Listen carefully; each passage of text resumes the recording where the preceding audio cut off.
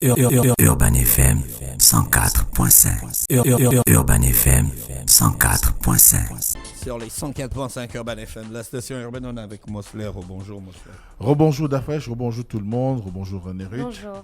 Alors, quoi de neuf ce matin? Ce matin, nous sommes tout le monde, comme tout le monde a pu le constater. Hier, c'était la journée internationale de la femme. Est-ce Ouais. que tu as écouté l'émission spéciale de René Ruth? J'ai écouté l'émission spéciale, d'ailleurs j'ai partagé une des émissions spéciales d'émissions en plateau, évidemment avec les jeunes dames qui sont venues un tout petit peu aborder ce sujet, ce qui est très important. Et surtout que le thème de cette année était quand même un thème assez alléchant qui amène à considérer la femme Est-ce que comme tu penses que nos sociétés n'ont jamais donné un droit particulier à la femme? Mais non, en fait, ce que je pense, c'est qu'aujourd'hui, le droit positif, comme on l'appelle, essaye de s'accommoder du droit que nous on appelle le droit coutumier au Gabon, parce que dans toutes les sociétés gabonaises, la femme n'a jamais été réellement l'objet de maltraitance, mais il se trouvait que nous avions une société compartimentée, comme ça a été le cas même dans le monde occidental. C'est-à-dire que notre société, chacun avait sa tâche au sein du foyer. N'oublions pas une chose, nous étions dans des sociétés agraires, c'est-à-dire agricole, et tout ce qui renvoie au travail de la terre, l'élevage, tout ce que vous voulez. Et le principe était qu'il y avait des tâches qui étaient dévolues à l'homme, ainsi quand il s'agit de la production ou de la pratique de l'agriculture, et il y a des tâches qui étaient dévolues aux femmes. Ensuite, vous aviez nos sociétés ont été bâties sous le modèle de la séparation entre la cour et l'arrière-cour, parce que l'homme, j'ai bien écouté Madame le ministre qui disait que l'homme doit être celui qui apporte sécurité à la femme et la femme doit respect au mari. Si je dois apporter sécurité, ça veut dire que je dois être plus robuste, je dois être le pare-feu qui évite à ce que l'agression vienne de l'extérieur pour te toucher. Donc, à ce moment-là, l'homme s'occupait de l'aspect extérieur et la femme s'occupait de l'aspect intérieur. C'est pourquoi tu verras, on parle souvent aujourd'hui on parle en termes de salon et de cuisine, mais à l'époque c'était corps de garde et l'arrière-cour. Donc à ce moment-là, ou la case. Donc à ce moment-là, la femme avait une place importante. Et l'idée qui a souvent circulé disant que les femmes n'étaient pas souvent consultées, c'est pas vrai du tout. Parce que dans nos sociétés, quand on avait un certain nombre de critères pour que la femme commence, comme chez les hommes de toutes les façons. Un homme, avant qu'il ne soit circoncis, ne pouvait pas prendre part à la palabre parce qu'il n'était pas parmi les initiés. Or, la circoncision était la première porte à ouvrir pour l'initiation. Donc, quand on est circoncis, ça sous-entend qu'on est déjà prêt à avoir une femme. C'est pourquoi vous verrez que dans beaucoup de nos sociétés, on circonciait les enfants à un âge avancé. Ce n'était pas dès la naissance comme on le fait aujourd'hui, c'était autour de 12, 15, 13, 17 ans, parce qu'à ces âges-là, on pouvait déjà avoir une idée, parce que les gens se mariaient tôt, parce que c'était un besoin. Il fallait construire vite la famille. Il fallait construire les familles, il fallait faire en sorte qu'on responsabilise les hommes, il fallait que l'homme, à partir d'un certain âge, commence à savoir comment on nourrit une famille, comment on prend soin d'une femme. Déjà, à partir de là, le premier geste qu'il avait à faire, c'était de construire sa maison. Bien sûr, avec le concours de la communauté. Donc, parce que tu ne pouvais pas aller épouser une fille et venir habiter dans la maison de ton père. Ce n'était pas indiqué à l'époque. Donc, il fallait que tu commences par construire ta maison.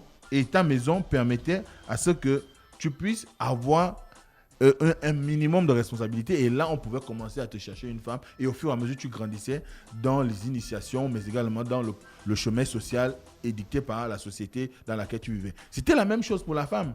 Il y avait un certain nombre de prérogatives qui étaient dévolues aux femmes. Et quand une femme avait un certain âge, parce qu'il y a des villages où vous vous retrouviez avec l'ancêtre du village, c'était une femme. Et même dans toutes les traditions, vous verrez que l'ensemble, par exemple, si on parle des rites, la plupart des rites que nous avons au Gabon ont toujours été apportés par des femmes. Que ce soit le Bouti, que ce soit le Melan, et ainsi de suite, le Niembe et consort. Parce que la femme, d'ailleurs, on vénérait ce qu'on appelle le caractère géniteur de la femme. La génitrice, on lui vouait un culte comme partout dans le monde. Donc, c'est vrai qu'après, il y avait des petites situations qu'on pourrait considérer aujourd'hui comme des situations. Après, le legging est arrivé. Ouais, le legging est arrivé. Après, le legging est arrivé. Là, c'est parti en sucette. Tout est parti en vrille. Mais ce qui est sûr, c'est que nos sociétés accordaient une place importante dans la femme faisait en sorte que la femme soit respectée en tant que matriarche, en tant que celle qui donne la vie, en tant qu'éducatrice. Parce que ce rôle-là, c'est le rôle le plus important dans nos sociétés.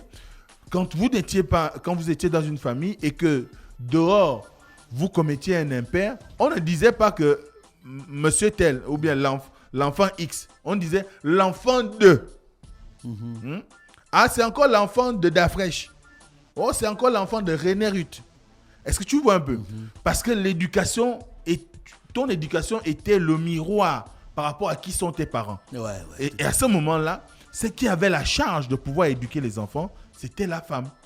Et c'est pourquoi ça a pris du temps pour que nos sociétés s'adaptent aux droits positifs. Parce que simplement, il y avait un rôle important. Parce que l'homme va à la chasse, l'homme va à la pêche, l'homme va au champ, fait les grands travaux dans les champs. Il n'a pas le temps matériel pour être constamment aux côtés de l'enfant. Vous voyez que la mère passe le plus clair de temps avec l'enfant. Ça commence dès le premier jour de la grossesse. Elle commence avec l'enfant. Elle lâche l'enfant quand l'enfant a à peu près 3-4 ans. Ou bien, on va dire 6 ans même. Parce qu'à 6 ans, il peut déjà aller se débrouiller à jouer avec les autres de façon plus libre à l'extérieur. Mais sinon, du premier mois de grossesse à l'âge de 6 ans, l'enfant est en continu avec sa mère. Ça, c'était quelque chose d'assez important pour les familles. Et même, vous verrez que dans nos sociétés, le lien entre la mère et les enfants était plus fort parce que la mère était la protectrice. Le père, c'était le père fouettard, c'est-à-dire que quand lui il arrive, c'est l'autorité.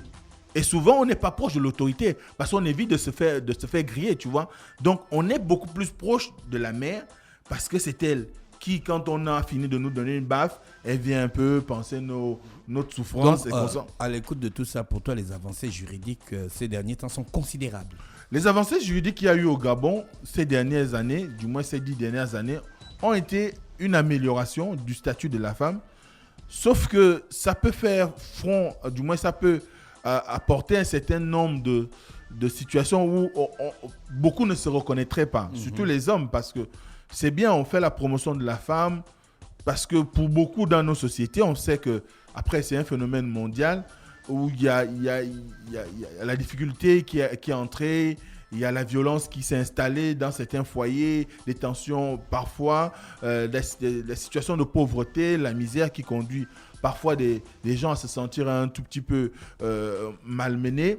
Mais il reste que il ne faut pas trop, on va dire quoi, déstructurer la base sociale qu'est la famille. Parce que moi j'ai entendu René Ruth poser une question, la jeune dame qui était à Usita poser une question sur le rôle de la femme dans le foyer. Et ce rôle de la femme dans le foyer aujourd'hui, il est sujet à caution. Parce que beaucoup, quand on dit que l'homme n'est plus le chef de famille, moi j'ai entendu, lorsqu'on a voté cette loi, beaucoup de gens, d'abord des femmes, dire que ça c'est votre société à vous. Dans notre société, c'est l'homme le chef. La femme contribue à l'épanouissement du foyer. Moi j'ai lu ça, j'ai entendu, j'ai discuté avec beaucoup de femmes qui n'épousent pas forcément la vision du droit.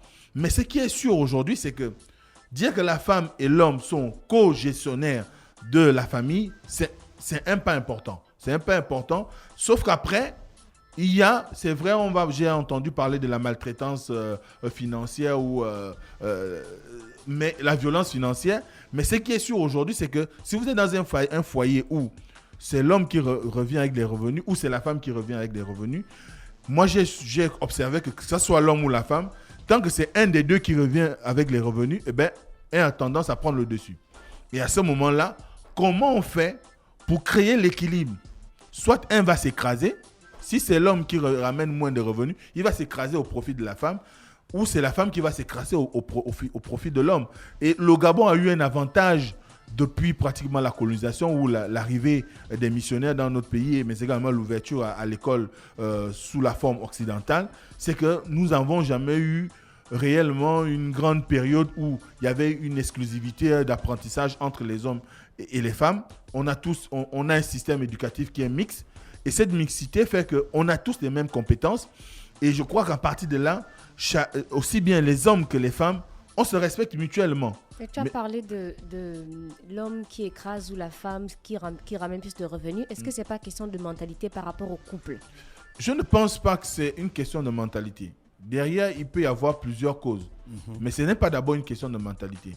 C'est vrai que, de prime abord, lorsqu'on parle de nos sociétés, on a tendance à les présenter comme étant des sociétés misogynes.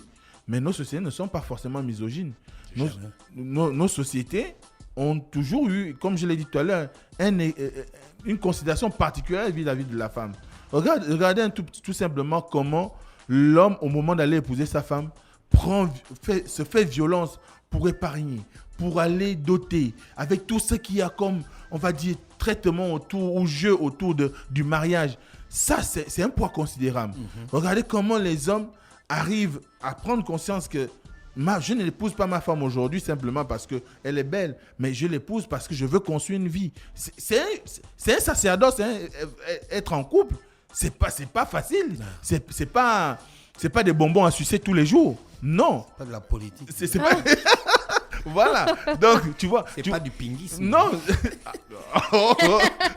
On pourrait dire, c'est pas un long fleuve tranquille, être en couple ou dans un mariage. D'accord, Mosley, la politique nous intéresse parce qu'il y a eu un remaniement ministériel. Mais ça aussi, c'est de la politique, mais sauf que c'est de la politique sur le plan social. Mais c'est important, ce que tu as dit, c'est qu'il faut aujourd'hui qu'on donne à la femme une place prépondérante ou importante dans la gestion des affaires publiques, mais également dans la gestion de la famille. La gestion de la famille. Parce qu'il faut, sens large du terme. Au-delà du besoin d'instruction, au besoin du besoin d'émancipation intellectuelle, professionnelle et tout ce qu'il y a derrière, la femme doit quand même savoir qu'elle est, après tout, le socle de la famille. Parce que si vous êtes rentré dans une famille où la femme, elle n'arrive pas à éduquer les enfants, ce sera quand même compliqué. C'est vrai qu'aujourd'hui, on voit de plus en plus des hommes, par exemple, quand on parle des situations de famille monoparentale, on pense que ce n'est qu'une situation qui concerne les femmes. Il y a aussi des hommes qui élèvent seuls leurs enfants et qui font tout pour essayer d'être à la hauteur des attentes par rapport à comment on élève un enfant, comment on en fait un homme ou une femme. Donc à ce moment-là, il faut créer un environnement propice à l'émancipation de tout le monde. Il ne faut pas faire de la discrimination. Et les pays nordiques l'ont bien fait, parce que vous allez en Norvège, en Suède, c'est des pays où les hommes et les femmes se partagent les tâches, se partagent les charges, même en Occident, en France. On voit comment vous allez au restaurant, tu payes la facture, ta femme peut te dire, moi c'est non, là c'est moi qui paye, tu vois. Mais on est encore dans une situation où il y a encore les pesanteurs de la société ancienne qui sont là. Maintenant, après on évolue. Après, tout était bien de dire que la femme reste un acteur majeur dans nos sociétés. Comme cela a été prouvé par le remaniement ministériel. Très bien.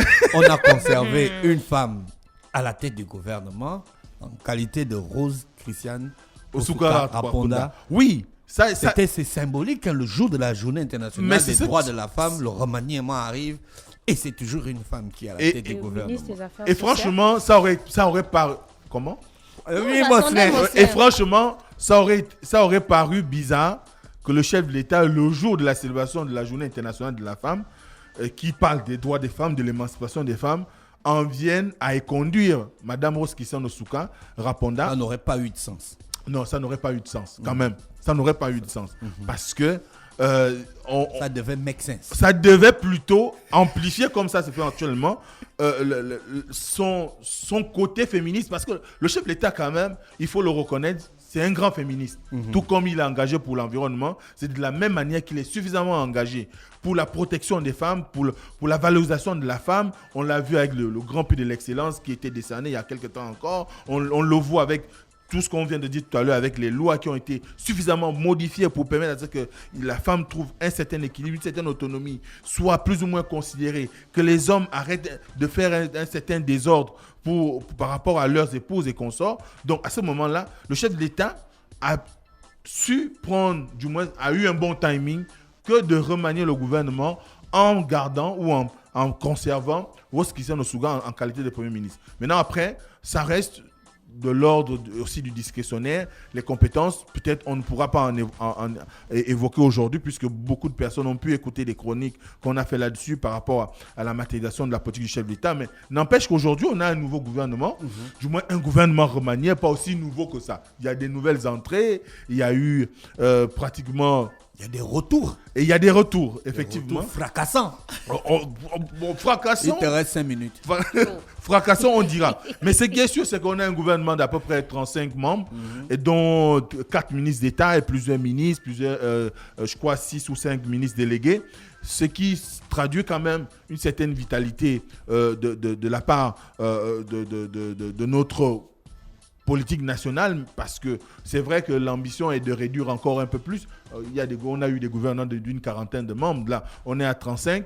Et ce qui est sûr, c'est qu'on a enregistré quand même de nombreuses entrées. On peut citer par exemple Jean-Norbert Diramba, ou encore Jean-Pierre Doukaga Kassa, qui sont membres du parti Les Démocrates de Guy Zunbandama. Ce qui sous-entend derrière... C'est un gouvernement d'ouverture. Ouais, on voit, il y a un gouvernement d'ouverture, et surtout que Michel Menga également, qui se revendique toujours de l'opposition, est resté au gouvernement. Ça sous-entend qu'on a encore ouvert une brèche à l'opposition, et là, c'est une opposition qui a quand même pignon sur rue au Parlement, avec un groupe parlementaire. On parle de Guy Zunbandama, ancien président de l'Assemblée nationale. On parle quand même de Jean-Norbert Dinamba, qui a déjà été au gouvernement sous Omar Bongo, et qui était jusqu'à hier encore maire de la commune de Mouila, dans l'Angounier. Donc, c'est quelque chose d'assez important. C'est un retour plus, peut-être, on va dire, à la géopolitique ancienne sous Omar Bongo, on ne sait pas.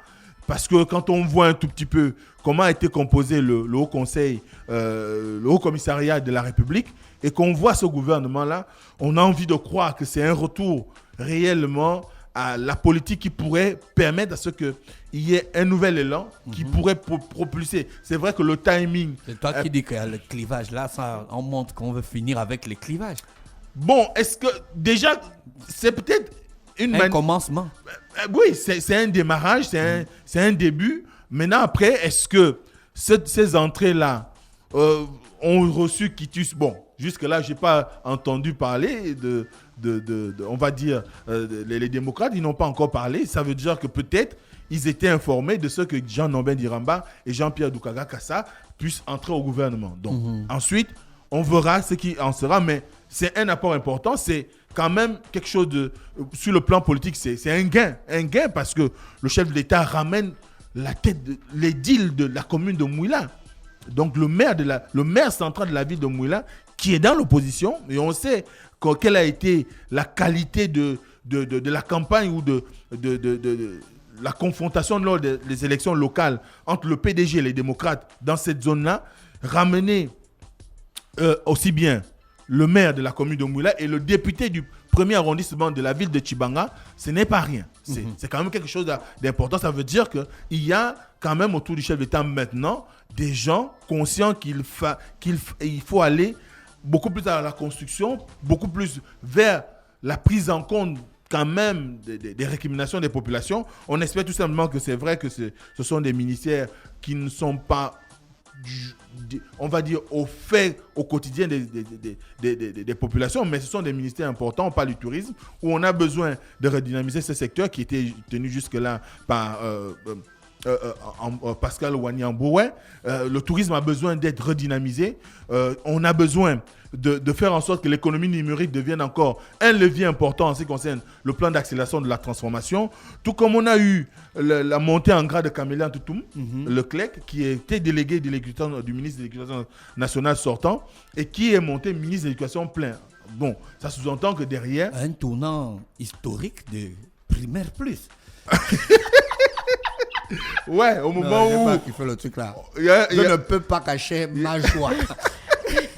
Excusez-moi, chers auditeurs, mais là, je ne peux pas cacher ma joie. Tu es dans la réjouissance? Oui, parce que primaire plus, j'ai pas compris le truc. Certainement, J'ai pas dit que c'est à cause de ça. Hein. Mais ça peut être le fait de trop. Non, parce que cette invention, on n'a rien compris. Vous pouvez m'en vouloir, ça c'est votre problème. Cette invention, on n'a rien compris. Peut-être qu'elle a été celle qui est venue plomber un peu plus la logique des réformes qu'a engagé le ministre Mugiama Daouda, qui a d'ailleurs été envoyé au ministère de l'enseignement supérieur et qui va désormais aussi s'occuper de la culture. On verra. Là, il est dans son ministère de plein... Culture plus. Voilà. Il est maintenant dans son activité au supérieur. On verra comment il va gérer ses collègues, puisque à l'éducation nationale, il y a eu quand même beaucoup de couacs, des relations toujours conflictuelles avec les enseignants de l'éducation nationale. On verra maintenant ce qu'il en sera du supérieur, où il aura à dialoguer avec ses collègues, des professeurs de rang A comme lui. Ensuite, on verra également comment va se poursuivre la politique au niveau de l'éducation nationale, parce que Camélia Ntoutoum est quand même attendue. Est-ce qu'elle fera table rase de ce qui a été proposé par le ministre partant? Est-ce qu'elle va amener une fraîcheur quand on sait qu'elle a quand même un background assez important? Elle est diplômée de l'École nationale d'administration de Paris. Elle est membre des ENACLE de Paris, voilà, de l'association des ENACLE de Paris. Elle était, je crois, présidente, si je ne me trompe pas, de l'association des anciens étudiants de l'ENA de Paris. Elle a occupé des postes majeurs en ce qui concerne la communication gouvernementale. Et elle a également aujourd'hui un siège politique qui est qui a besoin l'un des plus dynamiques sur le terrain, parce qu'on la voit pratiquement chaque week-end dans la commune de Ntoum pour essayer un tout petit peu de vendre la politique du chef de l'État. On espère qu'elle va apporter ce punch-là au niveau de l'éducation nationale, qu'elle sera beaucoup plus conciliante pour les discussions, pour l'ouverture d'esprit avec les syndicats. On dit que c'est un message que tu envoies. Hein? Ça peut être non, faut pas venir régler tes problèmes ici. Donc, c'est vraiment un aspect important. Tout comme on a des retours. On a le retour de Ifena Mafumbi, que tout le monde sait. On disait très proche du chef de l'État. On a Raphaël Ngazouzé. Tous les deux reviennent d'ailleurs de l'Assemblée nationale. Lui aussi, beaucoup ne l'attendaient pas. Comme on dit souvent, le sphinx renaît de ses cendres. Donc, ils sont de retour. À travers eux, on peut lire une certaine réhabilitation des proches du chef de l'État, parce que on a vu le cas Ali Baronanga, là c'est eux qu'on voit, et plusieurs autres qui ont été plus ou moins réhabilités. Bon, c'est vrai que la réhabilitation ne vient pas forcément parce qu'on est au gouvernement, mais c'est souvent un gage de témoignage de la relation que vous pouvez avoir avec le chef d'État, ou la conscience que le chef d'État a vis-à-vis de vous. Ensuite, on a aussi des jeunes qui ont fait leur entrée au gouvernement. Je parlerai par exemple de Elvis Osinji, qui a été conseiller du chef de l'État, mais également, dernièrement, il a occupé le poste de directeur général de la Société équatorienne des mines, où il a fait d'énormes réformes pour faire en sorte que les opérateurs dans le secteur qui étaient dévolus à sa direction générale, donc à son entreprise, puissent, notamment les orpailleurs, la question des orpailleurs a été bien gérée. Voilà, qu'ils soient structurés, organisés, et qu'ils exploitent les sites qui leur sont donnés, du moins les concessions qu'ils ont, en fonction des normes établies en République gabonaise. Dans le respect des lois. Exactement. Il y avait un peu trop le désordre dans Exactement. ce domaine. Donc, réussir ce tour de force en moins d'1 an qu'il est arrivé à la tête de cette entreprise parapublique, c'est quand même un exploit. Et aujourd'hui, il va avoir une vision plus large et globale, surtout qu'on a détaché le ministère des hydrocarbures à celui des mines. Ça voudrait dire qu'il aura encore une fois une mission assez importante pour pouvoir faire en sorte que du moins le secteur soit beaucoup plus dynamique. On a par exemple aujourd'hui l'exploitation du manganèse en Moanda, Franceville, du moins dans le bassin francevillien, qui est de plus en plus sollicité à travers le monde, parce qu'ils sont en phase de devenir, je crois, numéro 1 mondial, avec l'entreprise concessionnaire. On a plus ou moins les études qui sont désormais menées pour l'exploitation du fer de Belinga. Donc, ils rentrent vraiment à un moment où il y a un besoin de redynamiser le secteur des mines, parce que ce secteur-là peut avoir une plus-value en ce qui concerne l'accélération de la transformation, le plan d'accélération de la transformation, et surtout que c'est un jeune dynamique que beaucoup connaissent, président de grandes associations ONG, qui s'appelle, une ONG qui s'appelle Nzila Leaders, et qui a énormément travaillé aux côtés du chef de l'État, la présidente de la République, mais également là, il va avoir ce poste-là. On verra ce que ça va donner. Et puis, on a des ministres délégués. On a, par exemple, Michel Stéphane Bonda, journaliste, enseignant de philosophie que beaucoup connaissent au niveau de l'université, ou encore au niveau des médias, parce qu'il avait une émission à l'époque à Télé Africa qui parlait de diplomatie, de relations internationales, qui jusque-là était conseiller du chef de l'État.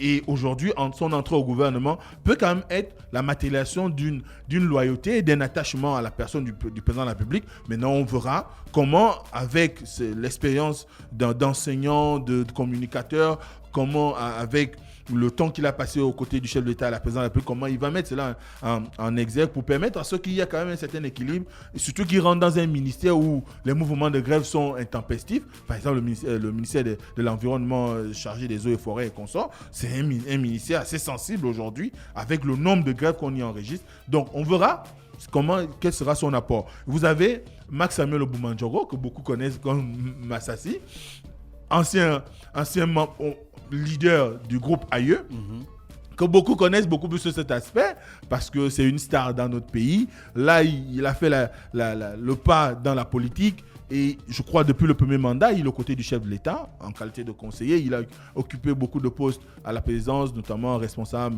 des questions de communication. Et là, il passe ministre délégué à l'enseignement supérieur de la recherche, transfert des technologies et de la culture. Le fait qu'on ait jumelé l'enseignement supérieur à la culture, ça peut aussi donner l'image que, bon, tu es délégué à la culture, il faut maintenant t'investir à améliorer le secteur, faire en sorte que... Mais pourquoi tout le monde regarde ce côté-là culturel ?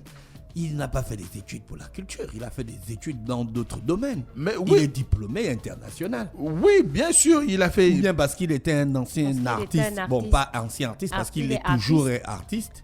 Oui, parce que quand on regarde Massassi, il peut apporter son expertise dans beaucoup de domaines. Les connaissances académiques de Massassi ne sont pas très connues des populations. Il a 2 masters, un obtenu à Dakar, un autre obtenu ici à l'AFRAM, dans des domaines variés, gestion, sciences et gestion, mais également communication et tout ce qui tourne autour de la créativité au niveau musical et ingénierie de son et consorts. Mais quand on parle de Max Samuel Oboumandjogo, on parle de Massassi, rappeur du groupe Aïe. Aïe, un groupe mythique au pays, un groupe qui a toujours eu à dire ce qu'il pensait, parce que ceux qui ont écouté les textes d'Aïe, ils n'ont jamais été dans des couteaux qui passent dans le beurre avec beaucoup de délicatesse. Non, ça a toujours tranché dans le vif. Dire que le pays, ça ne va pas.